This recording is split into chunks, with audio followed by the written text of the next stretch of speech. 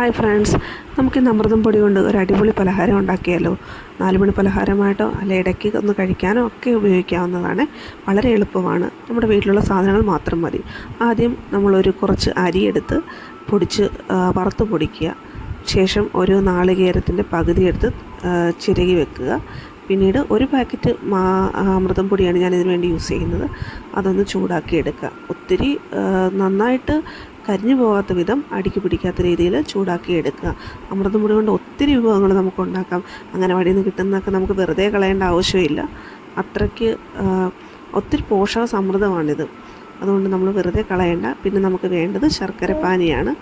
ഞാൻ 1 ഉണ്ട ശർക്കരയാണ് ഇതിന് വേണ്ടി എടുത്തിരിക്കുന്നത്. അതൊന്ന് ചെറുതായിട്ട് കുറച്ച് വെള്ളം എടുത്തിട്ട് പാനിയാക്കിയിട്ട് അരിച്ചെടുക്കുക. ശർക്കരയിലറിയാലോ ഇഷ്ടം പോലെ വേസ്റ്റുകൾ ഉണ്ടാകും. അത് നമുക്ക് അരിച്ച് മാറ്റണം. പിന്നെ അമൃതം പൊടിയും കൂടെ നിങ്ങൾക്ക് അരിക്കണമെന്നുണ്ടെങ്കിൽ അരിപ്പ് വെച്ചൊന്ന് നല്ലൊരു സുഷിരമുള്ള അരിപ്പ് വെച്ച് അരിച്ചെടുക്കാവുന്നതാണ്. കുറച്ച് നെയ്യിലേക്ക് നമ്മുടെ കയ്യിലിരിക്കുന്ന അണ്ടിപ്പരിപ്പൊന്ന് നമുക്ക് വറുത്ത് മാറ്റിയെടുക്കാം. നമ്മൾ എന്തോ ഉണ്ടാക്കുന്നതെന്ന് ഞാൻ പറഞ്ഞില്ലല്ലോ, ലഡുവാണ് കേട്ടോ. അമൃതം പൊടി കൊണ്ടുള്ള ലഡുവാണ് ഉണ്ടാക്കുന്നത്. നമുക്ക് എപ്പോൾ വേണേലും കഴിക്കാം. അതിനുശേഷം നമുക്ക് ചെറുകി വെച്ചിരിക്കുന്ന നാളികേരം കൂടെ നമുക്കൊന്ന് വറുത്തെടുക്കാം. ഒത്തിരി കരിഞ്ഞു പോകാത്ത വിധം ചെറിയ രീതിയിലൊന്ന് മൂപ്പിച്ചെടുക്കുക. ലോ ഫ്ലെയിമിൽ അല്ലെങ്കിൽ മീഡിയം ഫ്ലെയിമിൽ വെക്കുക. ഇതുപോലൊരു പാത്രം ഉണ്ടെങ്കിൽ നമുക്ക് ഇതൊന്നും അടുക്കി പിടിക്കില്ല.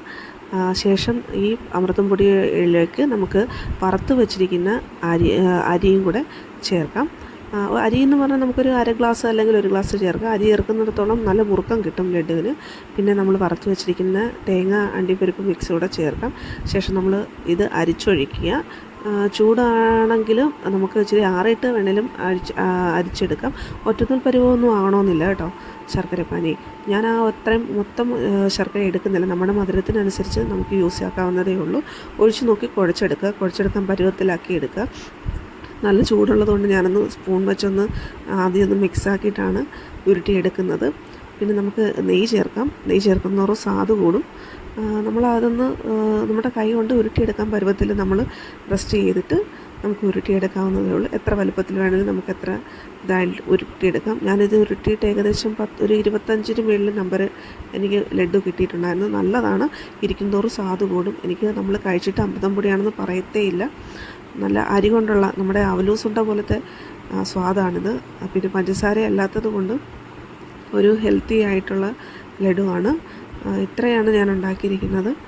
നല്ല സ്വാദാണ്. എല്ലാവർക്കും ഇഷ്ടപ്പെട്ടു. നമ്മളിത് വെറുതെ ആ പൊടി കളയേണ്ട ആവശ്യമില്ല. ഞാൻ കഴിച്ചു നോക്കുന്നുണ്ട്. വളരെ ടേസ്റ്റാണ്. നിങ്ങളൊന്ന് ട്രൈ ചെയ്തിട്ട് ഒന്ന് ഫീഡ്ബാക്ക് പറയണേ. ഇനി ഇതിനുള്ള അമൃതം പൊടി കൊണ്ടുള്ള കൂടുതൽ റെസിപ്പീസിന് വേണ്ടിയിട്ട് എൻ്റെ പേജ് ഫോളോ ചെയ്യുക. വേണമെന്നുണ്ടെങ്കിൽ നിങ്ങൾ കമൻറ്റ് ചെയ്യുക. ഞാൻ അടുത്ത കുറേ വീഡിയോസ് കാണിച്ചു തരാം.